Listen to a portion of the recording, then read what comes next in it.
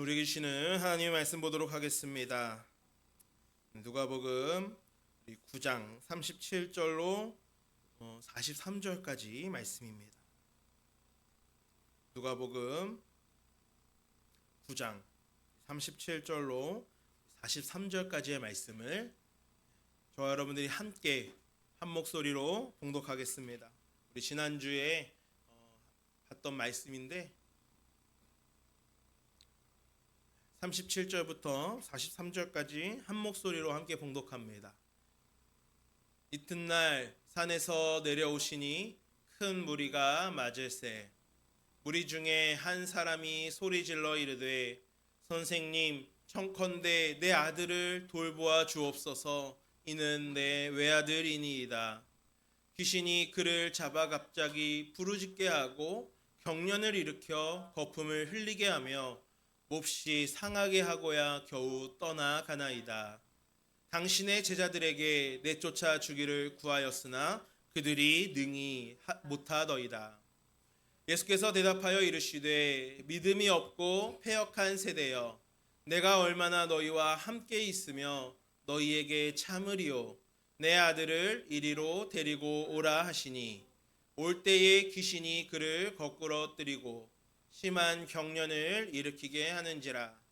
예수께서 더러운 귀신을 꾸짖으시고 아이를 낫게 하사 그 아버지에게 도로 주시니 사람들이 다 하나님의 위엄에 놀라니라.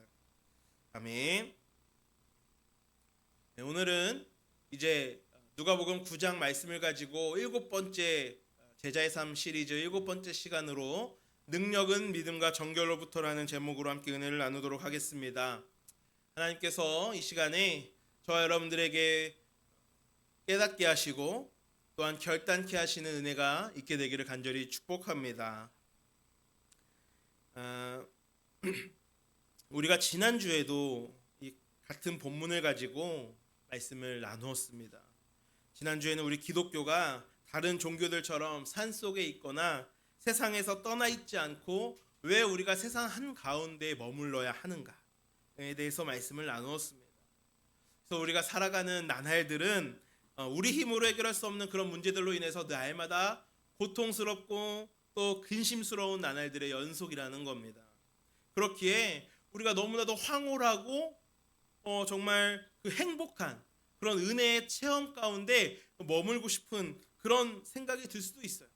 우리가 평생 베드로가 정말 산에서 은혜를 체험하고 나서 환상을 보고 나서 우리가 여기에 장막셋을 짓고 여기서 평생 살자고 이야기했던 것처럼 정말 세상 가운데 내려가면 많은 문제와 근심들로 인해서 정말 마음이 편할 날이 없으니까 여기서 평생 머물고 싶다. 이 황홀한 은혜 가운데 나는 평생 머물고 싶다. 그런 생각이 들 수도 있습니다. 그러나 우리가 세상 가운데서 살아가야 하는 이유, 세상 속에서 많은 사람들과 어울려서 살아가야 하는 이유 무엇입니까? 바로 우리의 사명이 그 세상 가운데 있다라는 거예요.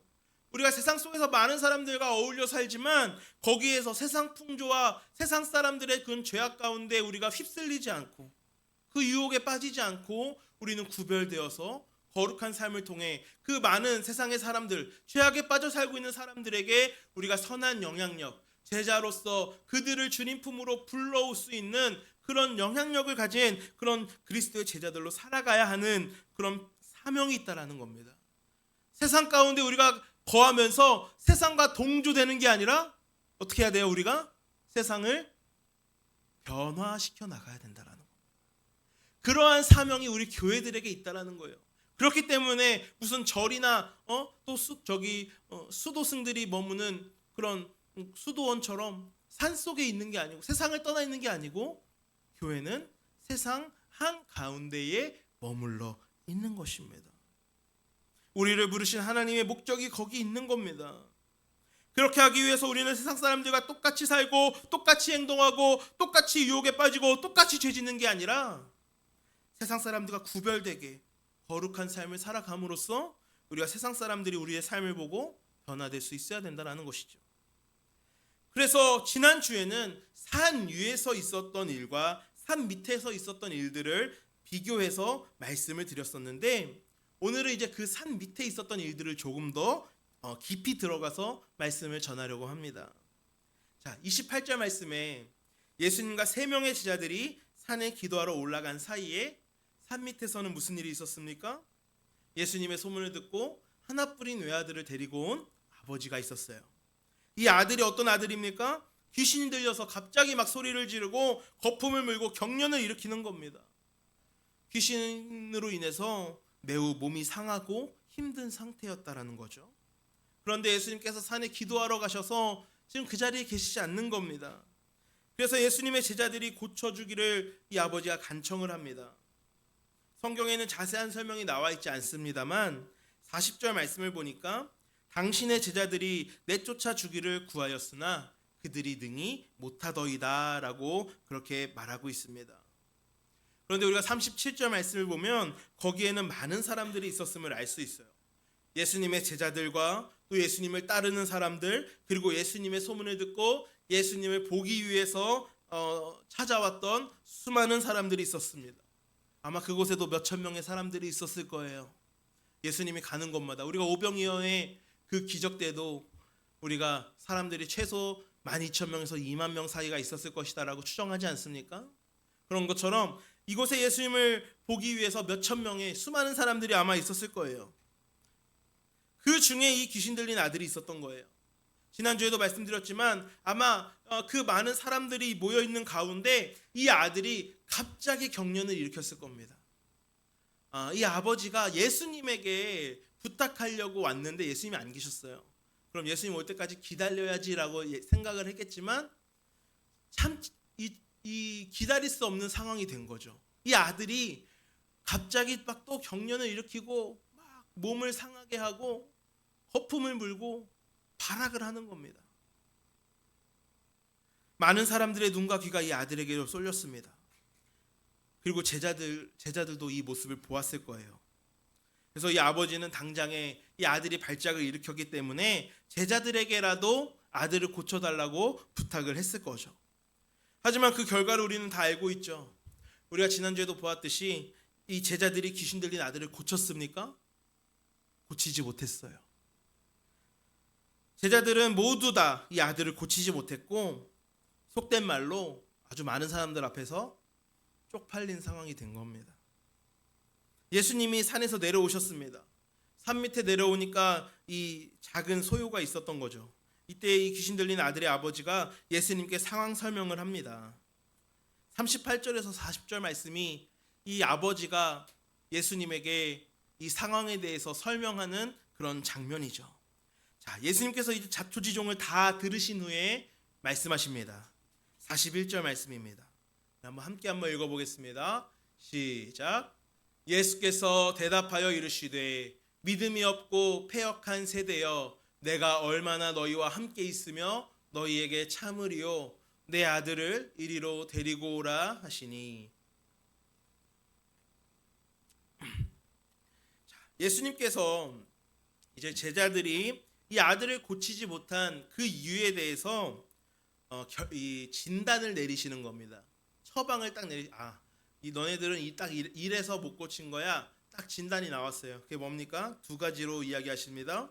첫 번째는 믿음이 없다라는 거예요. 그리고 두 번째는 패역한 세대라는 것입니다. 딱 진단이 딱 나오는 거예요. 보니까 딱 자초지종을 듣고 제자들의 상태를 딱 보니까 두 가지의 진단이 나오는 거죠. 믿음이 없고 패역한 세대. 제자들이 자꾸만 능력이 없고 자꾸만 실패하는 이유에 대해서 말씀해 주는 겁니다. 자, 먼저 예수님께서 지적하는 건 무엇입니까? 제자들의 이 믿음 없음을 지적하셨어요. 자, 믿음이란 무엇입니까? 우리가 믿음에 대해서도 예전에 말씀을 많이 나눴어요. 믿음이 있고 없고는 무엇으로 판단할 수 있습니까? 히브리서 11장 1절 말씀을 보면 이렇게 말씀합니다. 믿음은 바라는 것들의 실상이요 보지 못하는 것들의 증거니. 자, 여러분들이 이 건물을 들어올 때에도요. 이 건물을 들어올 때도 믿음이 있었던 거예요. 믿음. 어떤 믿음이냐?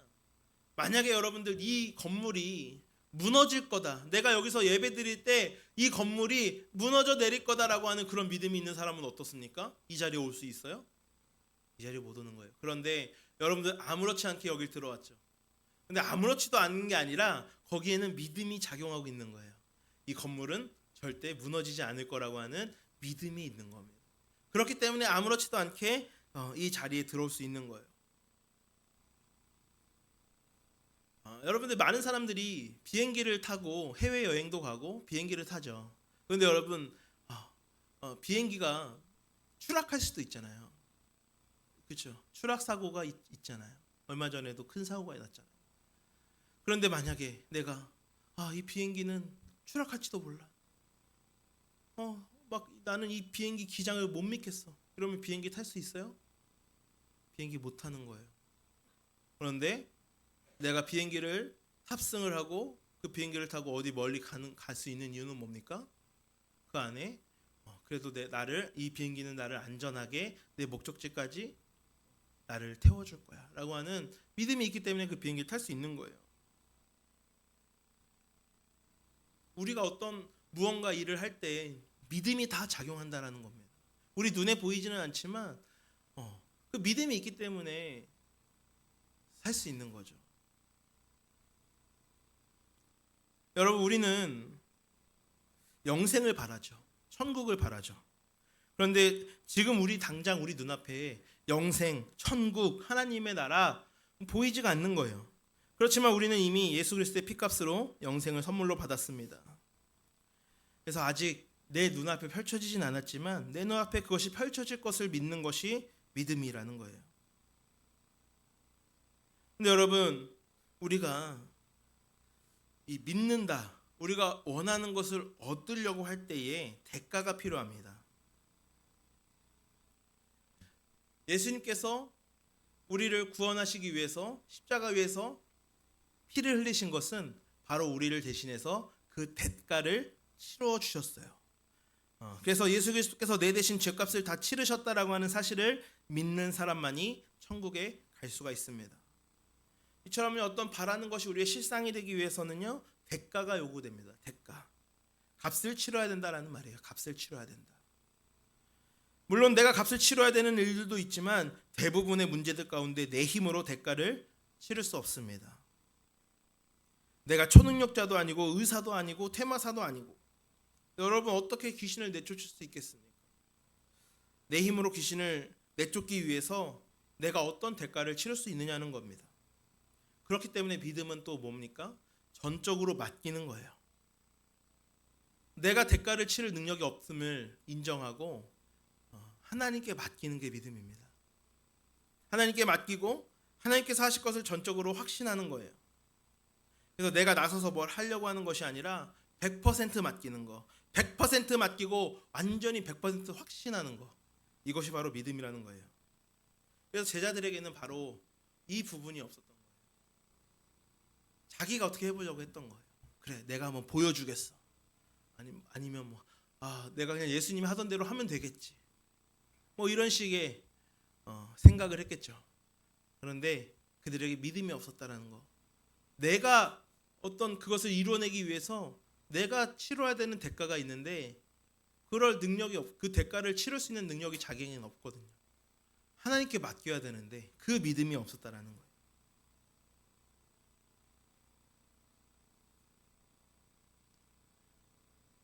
아까 말씀드렸던 것처럼 여러분 그래서 100% 확신하지 못하면은요, 100% 맡기지 못하면은요, 그 믿음이 없는 거예요. 비행기를 내가 탈 때 이 기장이 혹시 음주했을지 몰라. 혹시 이 기장이 갑자기 쓰러질지 몰라. 그러면 비행기가 추락할지도 몰라. 뭔가 100% 맡기지 못하면은요, 비행기에 못 타는 거예요.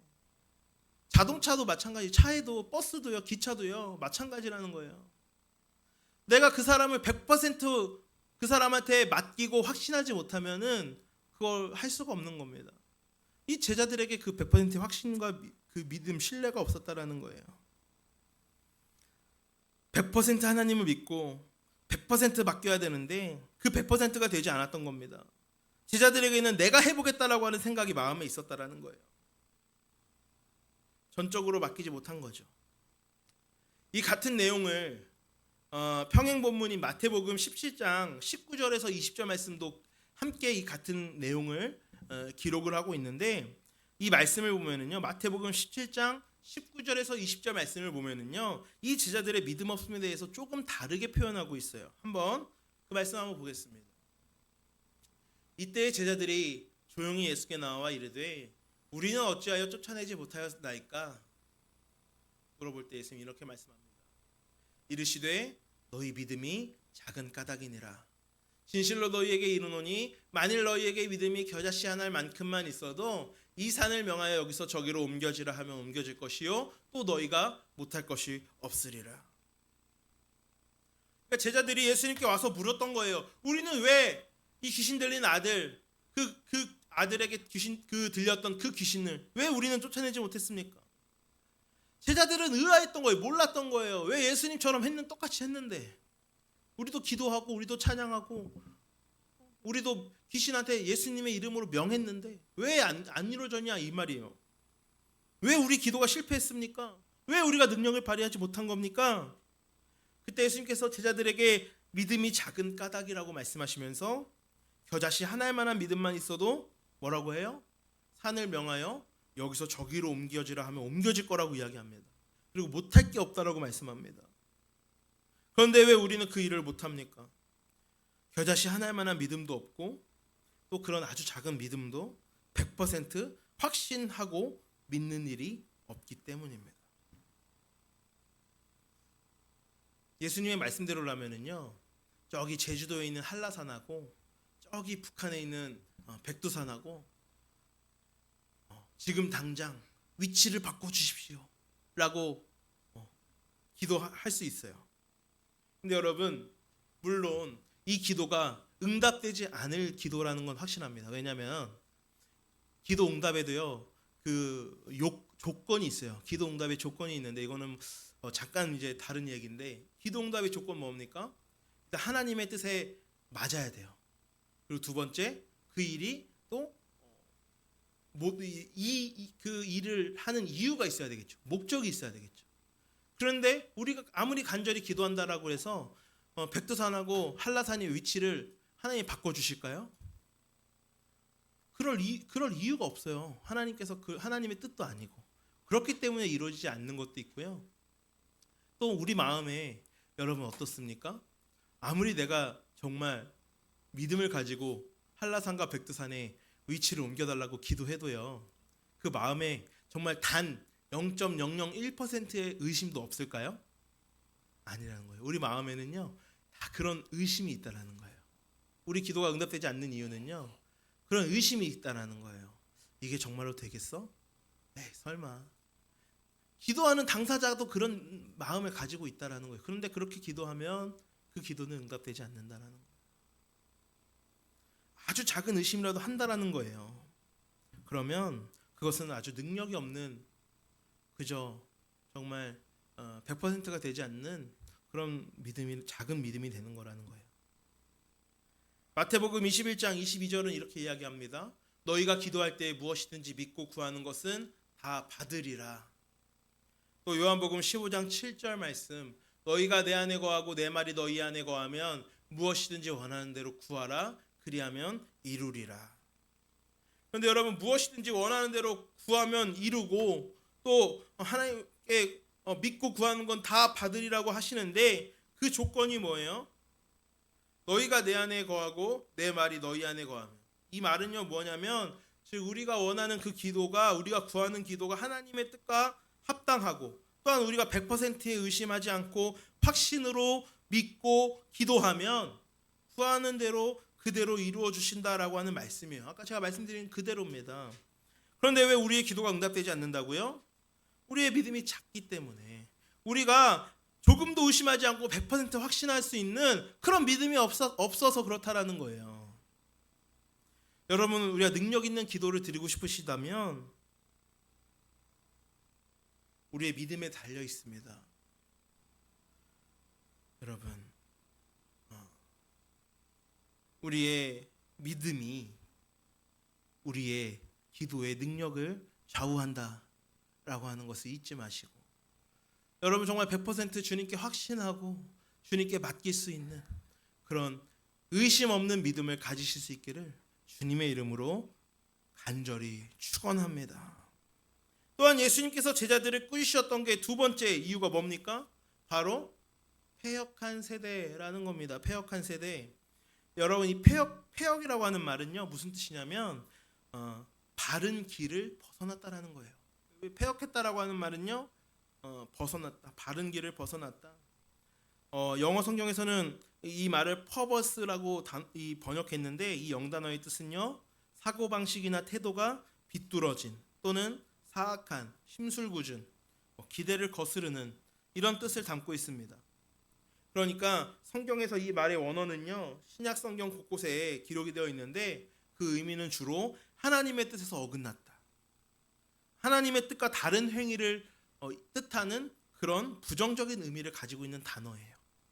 그러니까 하나님의 뜻에서 어긋난, 하나님의 기대로부터 벗어난 이런 의미라는 거죠. 그게 바로 패역이라는 거예요. 근데 지금 제자들에게 뿐만이 아니라 그 자리에 있는 모든 예수님 따랐던 사람들에게 예수님께서 패역한 세대라고 이야기하는 거예요. 그들이 다 하나님의 뜻에서 벗어났다라는 거예요. 우리가 능력 있는 기도를 드리기 위해서 100%의 온전한 믿음, 조금도 의심하지 않고 하나님을 완전히 확신하고 신뢰하는 그런 100%의 믿음이 있어야 하고, 또한 뭐예요? 우리의 마음이 정결해야 된다는 겁니다. 하나님의 뜻에서 어긋나지 말아야 된다는 거예요. 거룩해야 된다는 겁니다. 그래서 여러분, 우리가 기도를 할 때 항상 간구를 드리기 전에 먼저 회개의 기도가 우선되어야 되는 거예요. 회개의 기도, 성결의 기도를 먼저 드리는 겁니다. 우리 마음속에 있는 삐뚤어진 부분, 사악한 부분, 정도에서 벗어난 마음, 그런 마음들, 그런 죄들을 하나님 앞에 회개하고 마음을 정결하게 한 후에야 우리의 기도가 하나님께 전달되어질 수 있는 겁니다. 우리 안에 죄가 가득하면 아무리 믿음을 가지고 기도한다고 하더라도 그 기도는요, 그저 허공을 떠도는 그런 소리일 뿐이에요. 소리. 우리가 소리를 낸다라고 해서 그게 다 기도가 아니잖아요. 어느 시대건요, 어떤 세대건 간에 하나님의 뜻에서 벗어난 세대는 다 패역한 세대입니다. 오늘날 우리가 지금 시대를 돌아보면은요, 정말 이보다 더 패역한 시대와 패역한 세대가 있을까 싶은 생각이 듭니다. 예수님께서는요, 오늘날 우리들을 보시면서 믿음 없고 패역한 세대라며 한숨 짓고 계실지도 모르겠습니다. 이러한 시대에 우리들은 이 말씀을 간직해야 되겠어요. 그리고 우리가 세상 가운데 정말로 거룩하고 순결한 믿음의 세대로 우리가 세상을 변화시켜 나갈 수 있기를 간절히 소망합니다. 그게 바로 제자의 삶이에요.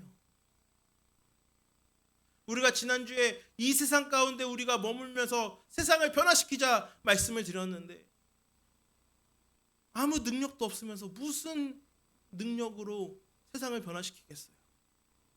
오늘 이 말씀, 주님께서 우리들에게 알려주시는 이 말씀, 우리들이 믿음 없고 패역한 그런 세대가 아니라 정말 믿음을 가지고 순결한 주님의 신부로, 주님의 제자로 나아갈 때에 이 세상을 변화시킬 수 있다는 겁니다. 여러분, 로마서 12장 2절 말씀, 사도 바울의 겉면의 말씀을 우리가 함께 읽고 함께 이 시간 결단했으면 좋겠어요. 우리가 정말 믿음과 또 이 정결함으로 세상 가운데 나아가기를 원합니다. 로마서 12장 2절 말씀입니다. 함께 한번 읽고 말씀을 마치려고 합니다. 시작. 너희는 이 세대를 본받지 말고 오직 마음을 새롭게 함으로 변화를 받아 하나님의 선하시고 기뻐하시고 온전하신 뜻이 무엇인지 분별하도록 하라. 아멘. 정말 이렇게 믿음과 또 정결함으로 세상을 변화시키고 하나님의 뜻을 이루어 나가시는 귀한 제자의 삶을 살아가시기를 주님의 이름으로 축복합니다. 기도하겠습니다. 사랑의 하나님 아버지, 감사합니다. 우리가 비록 연약하고 부족하고 또 힘이 없고 능력이 없지만 하나님께 우리가 전적으로 맡기고 하나님만을 확신하고 100% 확신하는 믿음으로 이 세상에 나아가길 원합니다. 제자들에게 아무런 능력이 나타나지 않았던 이유는 그들의 믿음이 없고 또한 그들이 패역한 세대였기 때문이라고 주님 말씀하십니다. 우리들은 예수님의 제자들 그 능력이 나타나지 않고 실패했던 그런 경험을 우리가 말씀을 보면서 우리들은 정말 주님께 100% 맡기고 확신하는 믿음을 가지게 하여 주시고 또 우리가 패역한 세대가 되는 것이 아니라 순결한 주님의 신부가 되어 세상을 정말 변화시켜 나가는 우리 모두가 되어줄 수 있도록 하나님 우리 모든 영혼들에게 힘과 능력을 공급하여 주옵소서. 우리 구주 예수님의 이름으로 간절히 기도드리옵나이다.